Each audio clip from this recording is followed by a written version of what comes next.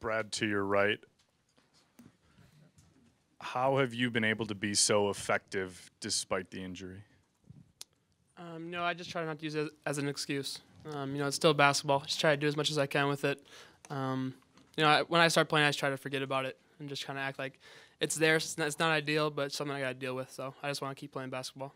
How tough is that to just forget about it? There's plays throughout the game that I might get pulled down a little bit, and the brace is a little restricting, but it's just kind of natural. It happens. I just really want to be out there, so if I have to wear a brace, it has to restrict me a little bit. I'm all for it. In front. Ethan, you talked Thursday about how execution's been the issue down the stretch in a lot of these games, and it seemed like that might have been the case tonight too after the lead was cut to 6. How do you go about fixing that in practice? Practice mistake-free, play mistake-free. Too many mistakes. On offense, turnovers, and on defense, not switching when we're supposed to switch or switching when we're not supposed to switch.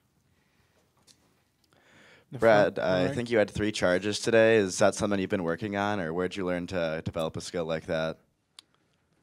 It's just kind of something I've always took pride in. I learned it from watching my sisters growing up. It's just, whether it's taking charges or diving the floor for loose balls, just trying to do all the little things you can to help your team be successful. And one of our goals was to get, they have really 2 good guards, Marcus Howard and Rousey, so we were trying to get them in foul trouble. So, Jeff, back left. For both Ethan and Brad, I'm just curious what the reaction was when you guys learned that, first of all, you'd be without Trice, and then today learning that you'd be without King.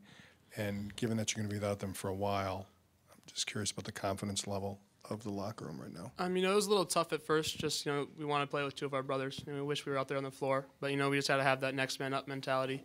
All teams go through adversity, so it's just something that we have to deal with. But we have extreme confidence in everyone else that comes off the bench or that's replacing them. So it'll help us a lot to get some practice in with those guys, whether it's going with the first group or whatever we're doing. But going forward, we'll learn a lot from this experience.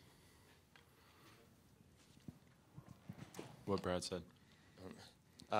Brad, you kind of got to reunite with Theo John, your old friend and high school rival today. Did you exchange any words with him before the game? What was getting back together with him like? Yeah, he's one of my best friends. So we always played on the same AAU team growing up, so it's always great to play against your friends from high school. Sakar and I played with too, so it's always good to connect with them. I didn't see him before the game, but I said hi to his parents last night because they went out to dinner with my parents. So, Jeff. Ethan, over to your left, you've talked about the need for you to be a leader in different ways. This was before the season. I'm just curious if you feel any more, if that's enhanced now, given the personnel issues that this team is facing. I think it's the same. Things don't go right. A lot of guys look to people with experience, and I'm one of those guys. And just have positive body language and just keep fighting through, whether it's injuries or mistakes that happen. All right, Dan. Ethan, in the second half of last year's game, you were largely the difference in that victory. In the first half, it seemed like Marquette doubled down on you often today and was really able to slow you down. What else did they do today in order to make things difficult for you? Last year, they didn't double. They just helped down a little bit. And this year, they did double. Front. What did you guys think of the way Nate and TJ played today after being pushed into bigger roles in the last couple games?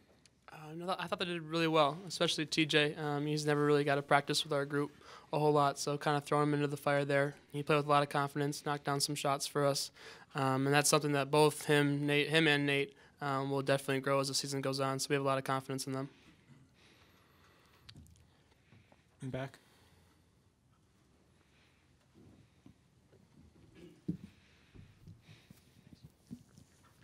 Ethan, I know you've been a part of a lot of really successful teams here in Wisconsin. I mean, where do you go from here with this team, just given the recent struggles with this group? Stay together. That's the biggest thing. We've had struggles both years, actually, or both my first 2 years of playing here, and that's what we did. We just stayed together and kept fighting and didn't hang up the shoes, and we're just going to keep doing that, keep playing. What is it about this group that gives you that confidence that you can rebound and get back on track? I mean, I'd say just from my past experience, we were in a very similar situation my freshman year, my redshirt freshman year here, where guys were still figuring out their roles. We were still learning how to play with each other, and I think that as time went on and we got more into the Big Ten season, we started to play better.